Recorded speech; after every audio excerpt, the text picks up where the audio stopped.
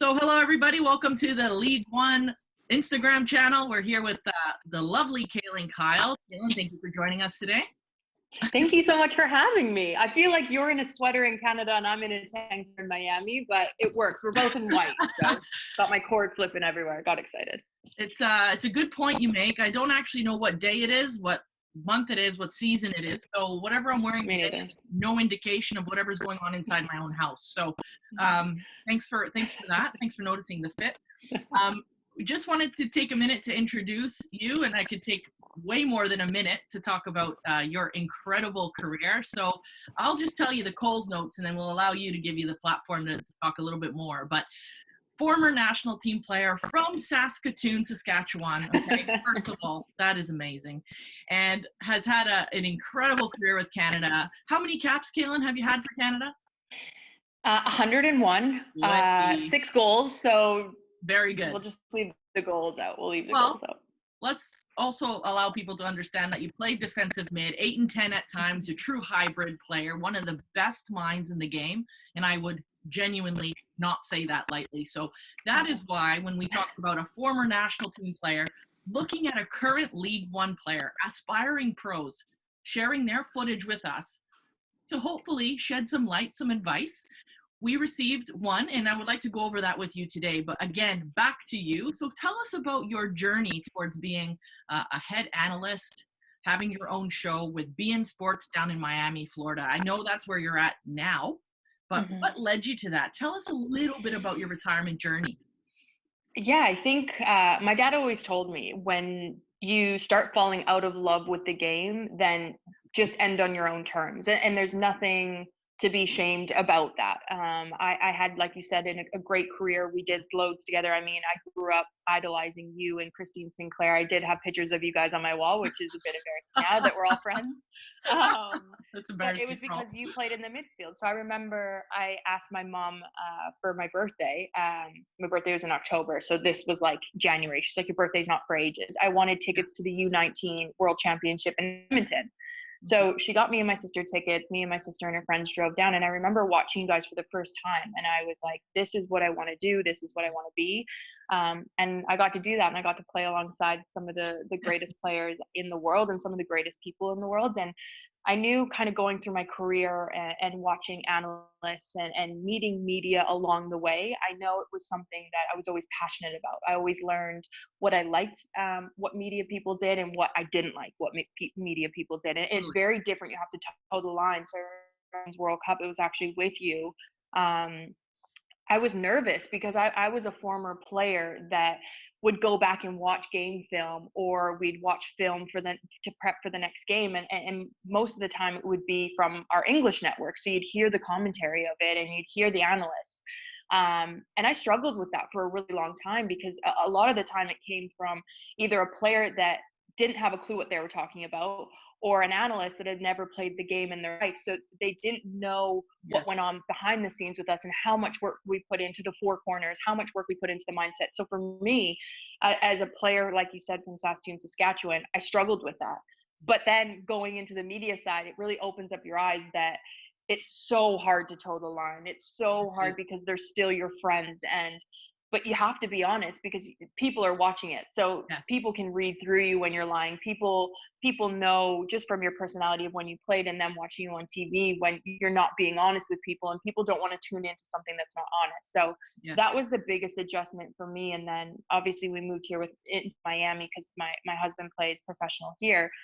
And I had done a La Liga, had done an La Liga experience 2 years ago in Barcelona with, La Liga. Anyways, so I kind of knew a bunch of people then. Obviously, Ray Hudson, legendary commentator.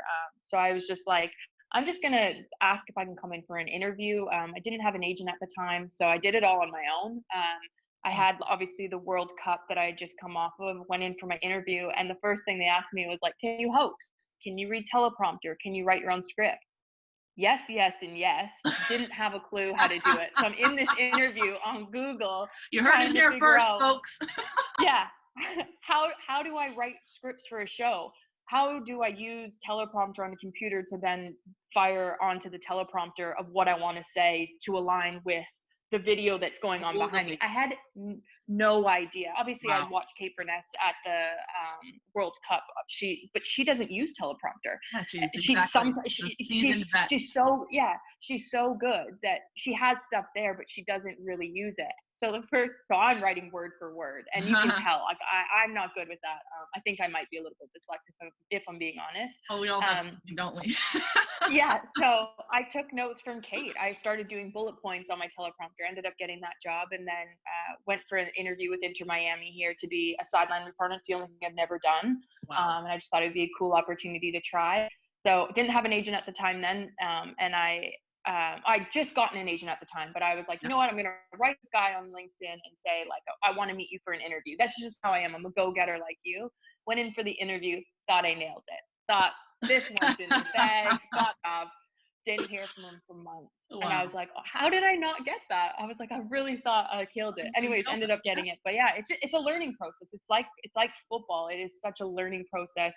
In the media side, I mean, I still make mistakes like you do as a player. So the mindset, I take a lot of the mindset that we worked on with the national team and apply it into everyday jobs and reach out to people like you that are in the media. I mean, you're up for a massive award in Canada for pundit or analyst of the year. I mean, that's incredible feat. So I always surround myself with good people because you learn from them. You pick up little tricks of the trade that, like Luke Wildman from TSN, he's fantastic. I picked up so much stuff from him, and even watching you guys at the World Cup, you learn a lot.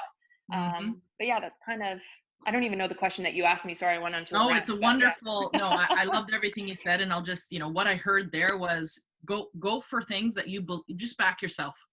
Put yourself out there. It's okay to be vulnerable. It's okay to not know something and then seek to understand and learn after the fact. You don't always have to be a polished, finished product. If that was the case, Kaylyn, I don't know, I will speak for myself. We wouldn't have gotten to where we did if you don't arrive. You don't arrive polished. You don't arrive ready. It's always a growing product. And that's what it's very inspirational about your story, because you will not take no for an answer, first of all, and you find different. Sometimes that's a bad thing. But this is the thing though, if you relate it back to our football advice that you've just given, there is always a way to accomplish something, and it may not be in the way that you set out at the beginning. So this leads perfectly into the sort of segment that I wanted to introduce for League One, is that we don't expect players to be perfect. We want them to send us. So this is an interesting one. Episode number one, you've heard it here first again. This is a highlight reel of this player's Adel Rahman, his best work. So we're going to look at that, and we're going to highlight all the things he does super well. In the future, I want to see somebody's 5 to 8 minute clips, so I can see we can look at them on the ball, off the ball, in transition, when things aren't perfect, when things are chaotic. That's the kind of segment I want this to be.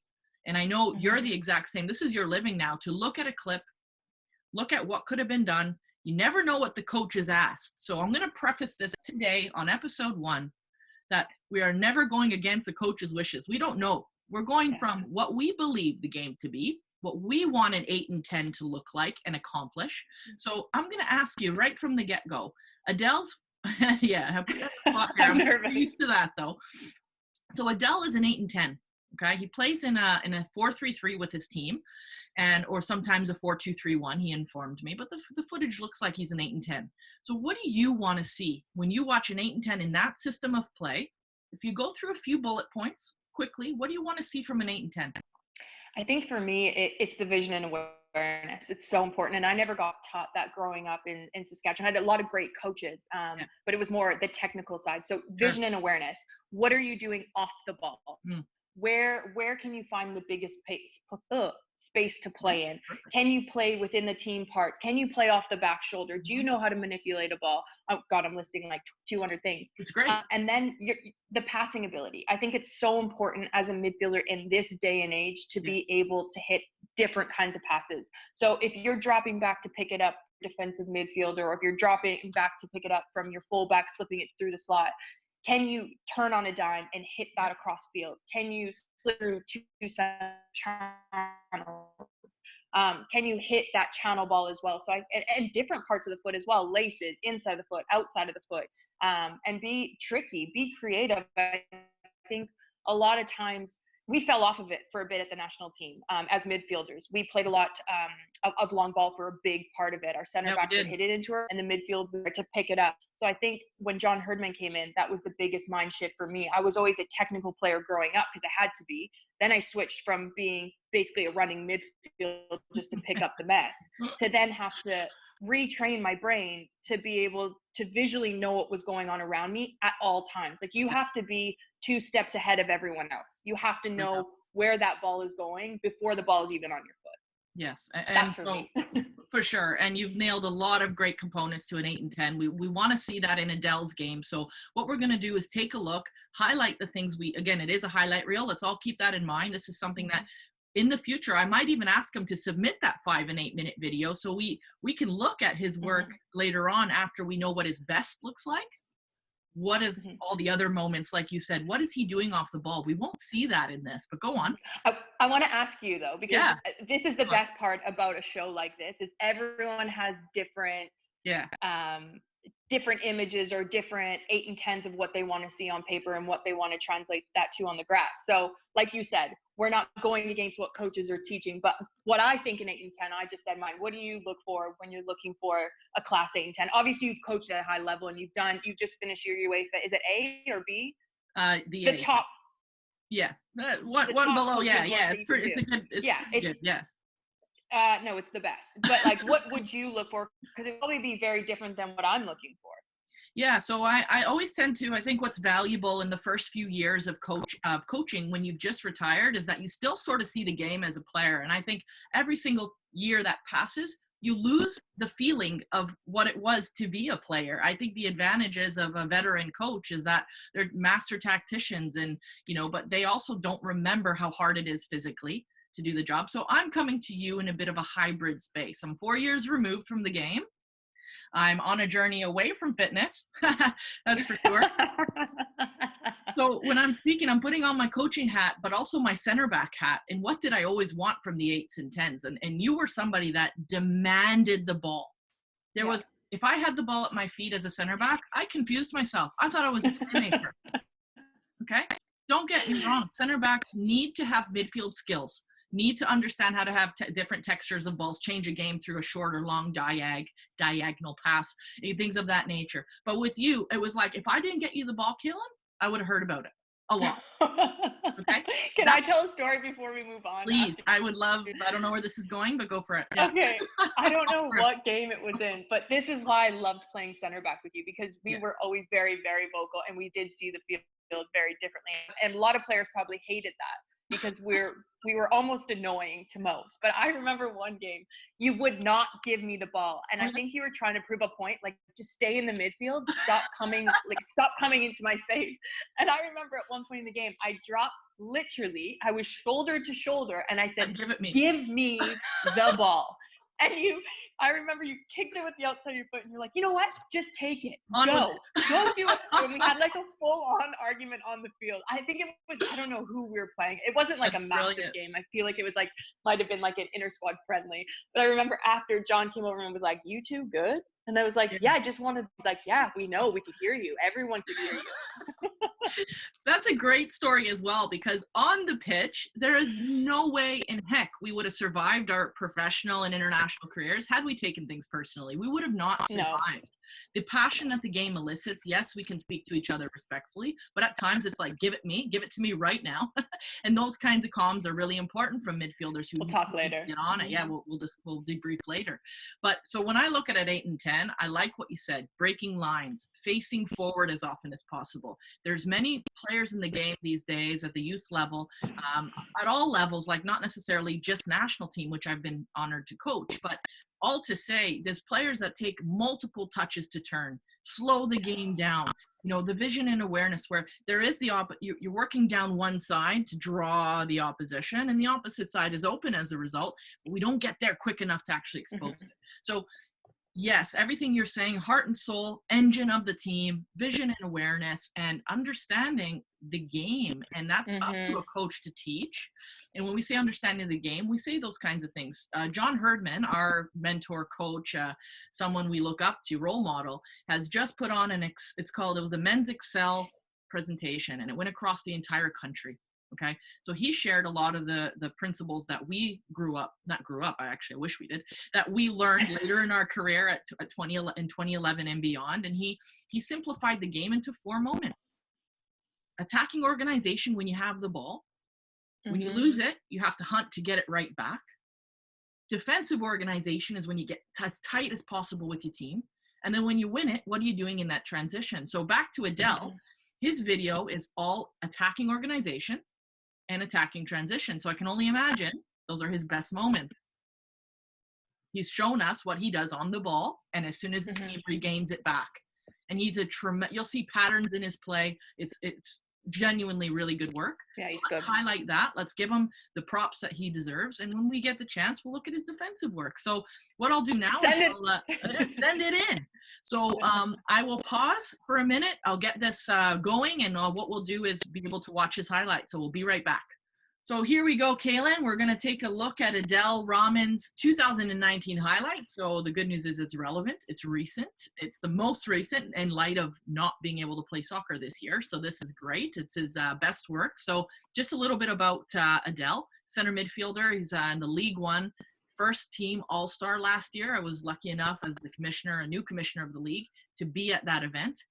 He was the top scoring midfielder with 10 goals. So genuinely an impact player for his team. Plays for Pro Stars FC, which is an academy here in Ontario, and has also played for North Mississauga Soccer Club, who has a huge club following. In fact, the Credit River Valley Cup has been something donated to the league from that really passionate group, so he would have benefited from that energy. And he's on the...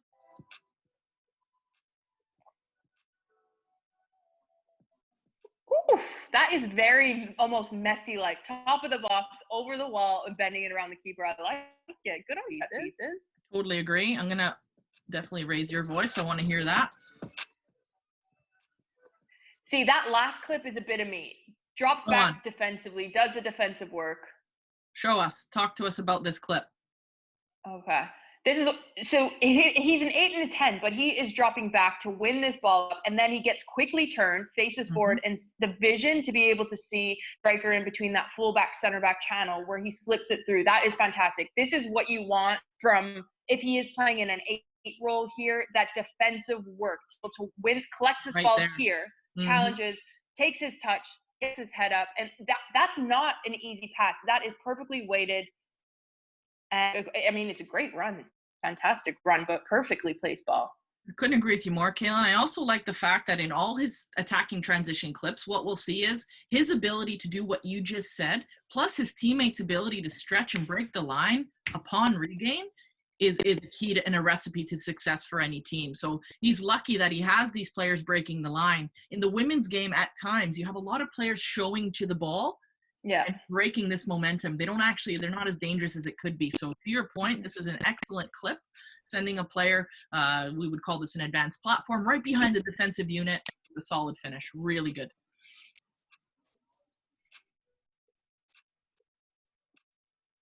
Ooh. Unbelievable. I mean, Jimmy shakes. I love it. That's confidence, though. And this is what we were talking about before, the confidence of a midfielder. A lot of midfielders probably will take this ball up here and maybe striked it here. Instead, he takes this touch.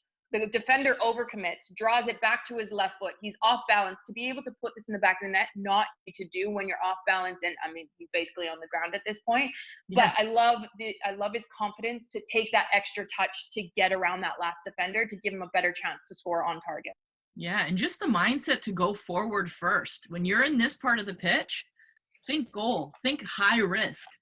The further back you win the ball, you don't want to see players dribbling into pressure and losing it upon the regain. So for me, this is a calculated risk, one that's smart. And we listed off a bunch of things we wanted to see from 8s and 10s, and confidence is at the very top of that list. So he's done a good job to get his team a goal, but also show what he's made of and show his dribbling ability. Oh. Diving header? Did you see that? Okay, but wait, let me just talk this through.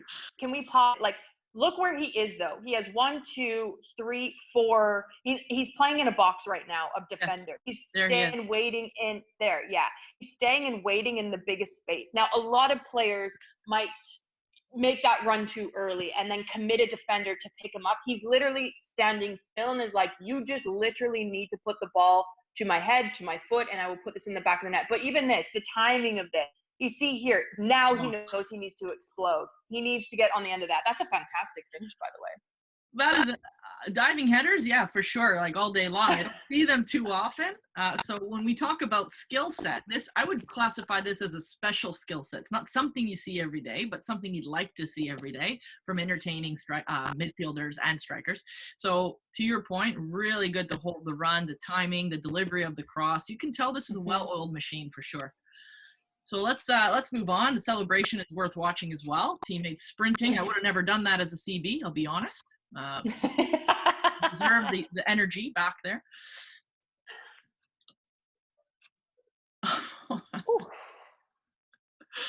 So his set pieces are. I'm not being funny, but how old is he? What did you say? 19 years old? I actually don't know his age. We'll ask him the second we get him on, but he's I think he's in his 20s. Okay, but I mean, the ability obviously comes off the wall, but then to hit this on the half volley, like a lot of players this is the mindset thing I was talking about too as a midfielder. Yes. The mindset to be able to take set pieces is skill in its own. But then to go off a wall, to be like, oh, I should have done better. But to be able to switch out of that as quickly as he does, and he goes, you know what? Didn't get the first one. I'm going to hit this on a half volley through traffic. Goalkeeper, he's going the right way. So this is just a fantastic finish.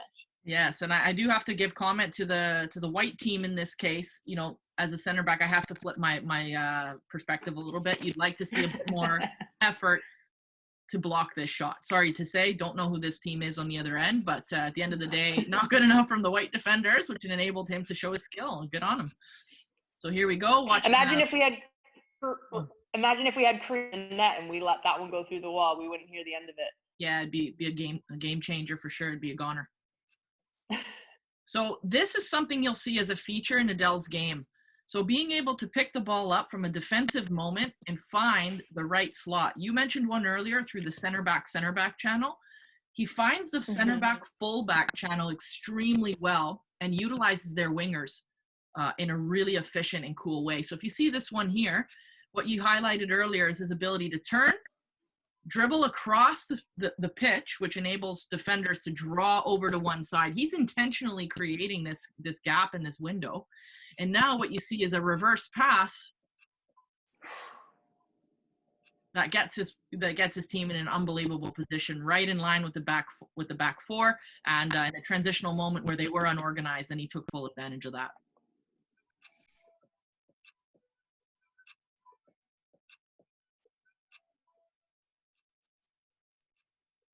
First, seconds. Wow. I mean, he's an exciting player to watch. There's no doubt about that. He's all over the pitch. Let's watch this, number 10. Oh, stop for a second. Can we pause? Yes. This was like a me special. This is where I loved picking it up. Now, he's an 8 and a 10, but he's almost dropped in as a 6. So, obviously, getting this close to get off the center back. Yep. And this is a frustrating thing as the team that's defending, the white team right now. When in midfield, we call it a low platform, drops in low, picks that up off the center back. It's like, who steps? Who goes to him? So I love that his ability, he is an 8-10, but he's dropping into almost like a 6 role. So he's all 3 different positions at midfield unit. But I like his cleverness. And this is that vision and awareness. Get into the biggest space. Make it difficult for the defender. So you see 14 is completely sucked out of position here. He knows that. He knows someone stepped to me. Where is the space that I can attack? And it is on the wing. This is so clever from him. Yes, it is. And we don't know the context of this moment. We don't know if he should have faced forward and played forward, because there is a time. This is zone 3 of the pitch. There's a time to switch the play, to make white work, to move their defensive unit. It's not always the right time to look forward and play forward, because the game would become what you said earlier, quite direct, quite predictable. So for him to be a switching platform, which is what we would call it in our language, show alongside and be in various biggest spaces and challenging the handoff points and the sort of tactical awareness of this defender. He doesn't know to step or to stay. He has no idea. If he steps, guess what? There's space for a striker up top. So I like Kaylyn, you're just nailing it, as we knew you would. Okay, so gets it back. Gets it back. And a clever ball over the top. Can we go back to where he does the little interplay there? I like this from him too. Yes. So he not only drops behind the center backs, but okay, so he plays this ball sideways backwards, but then stays just off of that midfield four that's through that midfield unit. So he's able to play. So now he plays in, he goes in, realizes how tight it is. See these little steps, starts backtracking because he's like, I need to open up this space to get this ball back, gets his head up. And then it looks like it's like the outside of his foot that he pops this one through.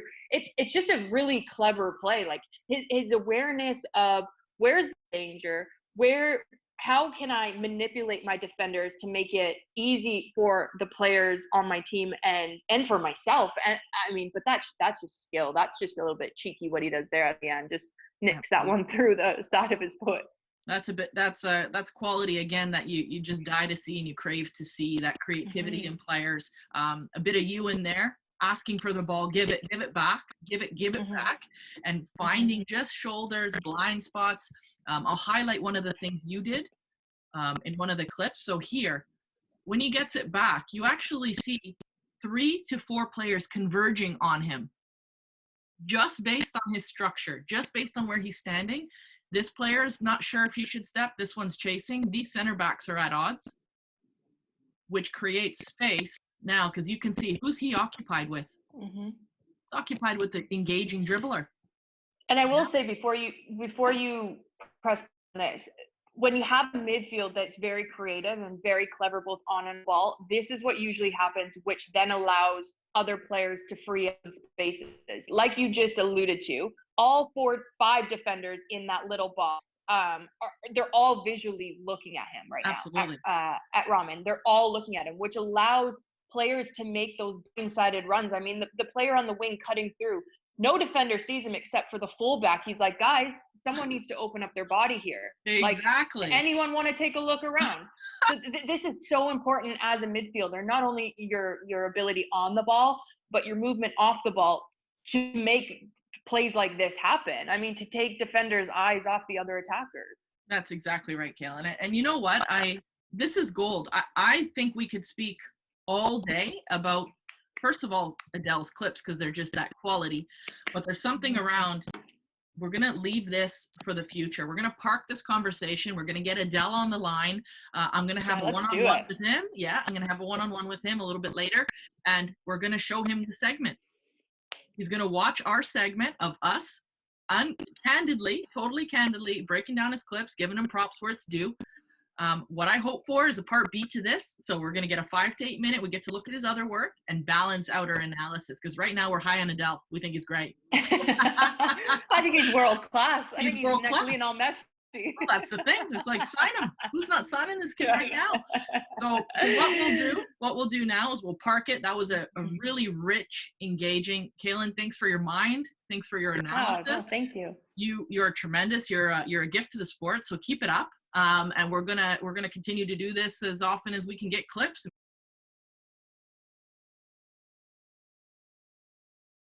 So Adele, you were just telling me a little bit about, am I saying your name properly, first of all?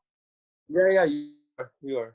Okay, perfect. I want to make sure right from the get-go that I'm not screwing that up. But so you were just telling me about your life right now during this crazy time. So do you mind sharing again what your life is like right now, what you do for a living? Yeah, for sure. So as you know, it's hard being away from football, but we have to stay fit and everything, right? So I'm still working my 9 to 5. I work in real estate and mortgages. So from 9 to 5, I'm just at home, and it's kind of crazy with the family being around, but we have our little office set up here. So we work from here, we get calls from clients and everything, and we do our work. So right after that, I try to get outside and we get touches, my brother and I, for about a good hour. We just get touches doing ball work between us two.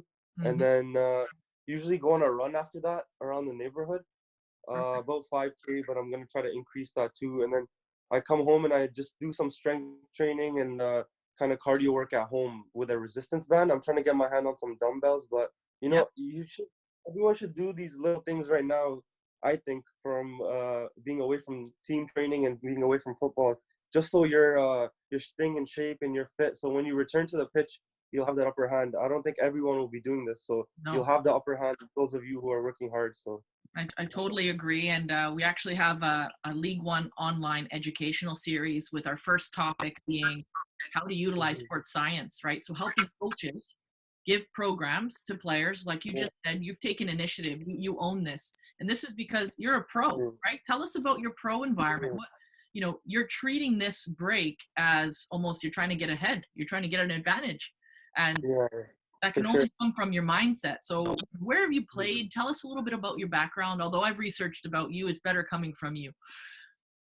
Yeah, no worries. So I did play at university in the States, Division I school, Niagara University. And just going there, it was just always a platform for me to try to get to the pro level. So right after I kind of graduated, I went on some trials in Europe. And I signed in Slovakia, the second division over there. And it was a very good start. My brother and I both signed there for a club called KFC Komarno.